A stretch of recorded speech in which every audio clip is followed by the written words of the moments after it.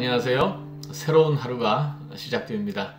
오늘도 하나님 손 붙잡고 동행하는 그러한 복된 날이 되기를 소망합니다.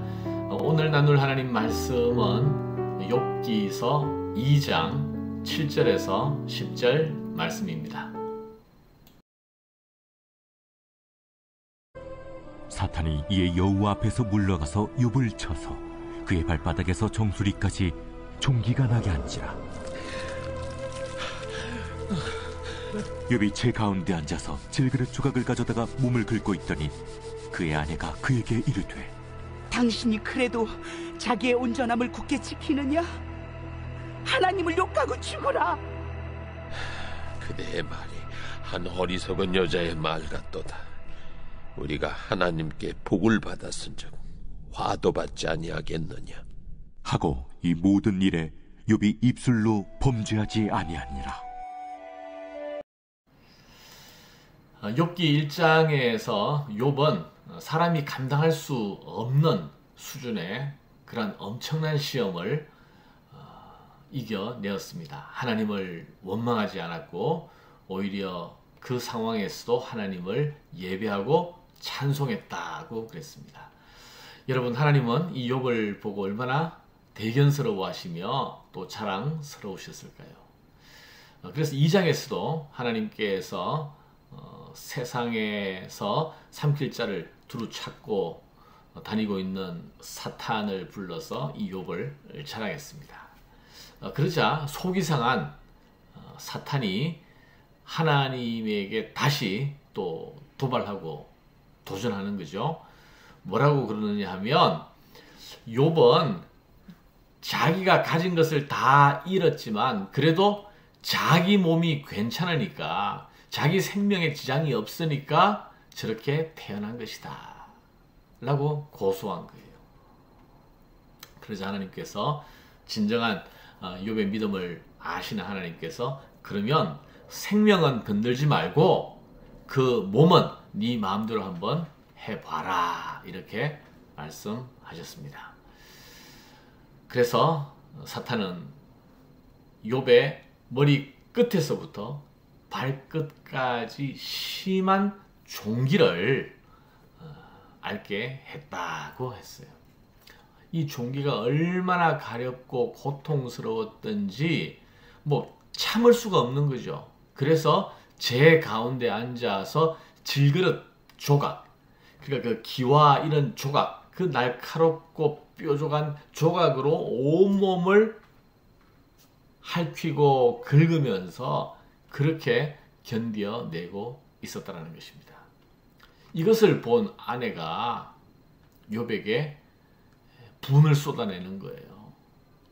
뭐라 그러느냐 하면, 지금 자식도 잃고 재산도 잃고 모든 것을 잃고 당신 몸마저 그럴진데 그러고도 무슨 믿는다고 하느냐. 차라리 하나님을 욕하고 죽으시오, 이렇게 말한 거예요.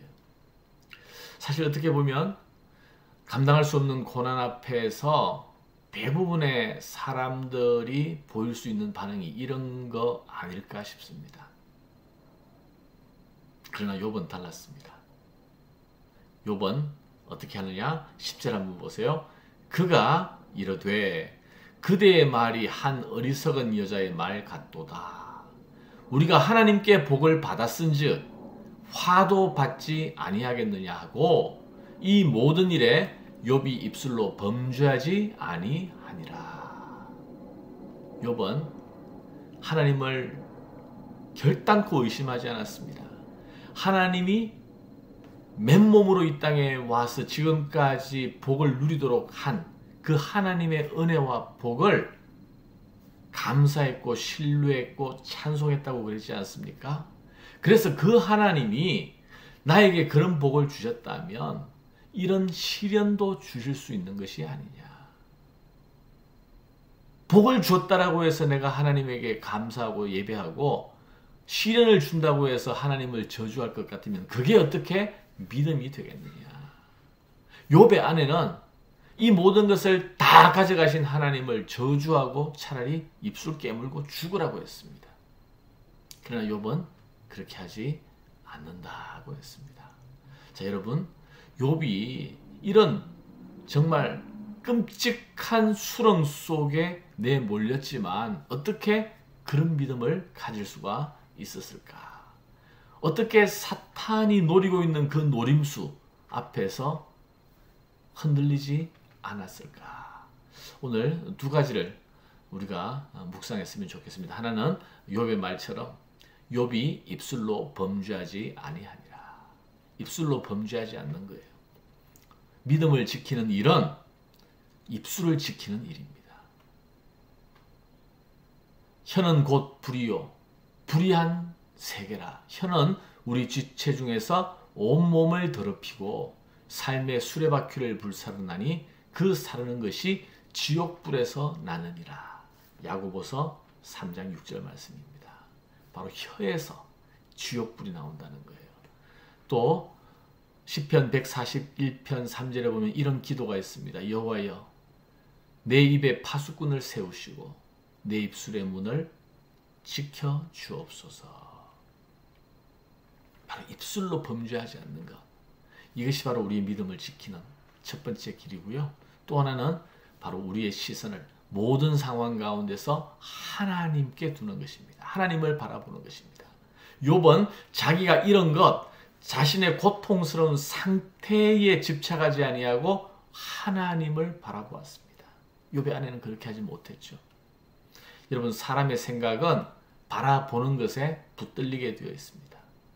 우리가 이 현실, 지옥 같은 나의 현실의 삶에 집착하고 거기에 시선을 빼앗기면 결국 우리는 넘어질 수밖에 없고 하나님을 떠날 수밖에 없습니다. 그러나 어떤 상황 가운데서도 십자가를 바라본다면 그 모든 상황 가운데서도 소망을 발견하게 되고 하나님의 구원의 능력을 우리가 붙잡을 수 있게 되는 줄 믿습니다. 자, 여러분, 아담과 하와 때 그리고 욥의 시대 그리고 오늘 이 순간에도 사탄은 온 땅을 두루 다니면서 삼킬 자를 찾고 있습니다. 오늘도 우리를 시험하고 우리를 유혹하고 넘어뜨리려고 합니다.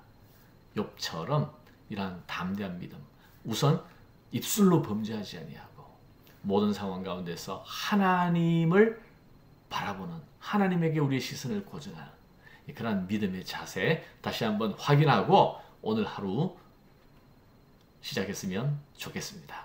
기도하겠습니다. 하나님 감사합니다.